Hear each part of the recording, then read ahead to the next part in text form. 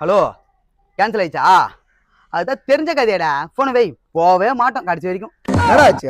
என்ன ஸ்கூல் பசங்களாம் சேர்ந்து ட்ரிப்பு போலான்னு பிளான் பண்ணா கடைசி வரைக்கும் போக மாட்டோம் போலுது. ஏன்? ஏன்னா எல்லாம் பொண்ணுக்கு தான் காரணம்.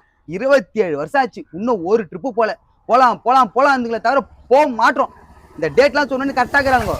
டேட்டு கிட்ட நெருங்கி வரும்போது என்ன ஒரு காரணத்தை சொல்லிடுறாங்க. என்ன சொல்றா தெரியுமா ஒட்டியா? எனக்கு வந்து ஆஃபீஸில் லீவே தரமாட்டாங்க.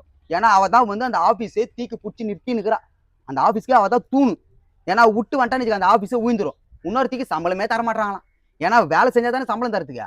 சும்மா இது மாதிரி வேலைக்கு போயிட்டு வரேன்ட்டு ஏசி காத்துல இருந்துட்டு வரா பொழுது. அதனால சம்பளமே தரமாட்டாங்களாம்.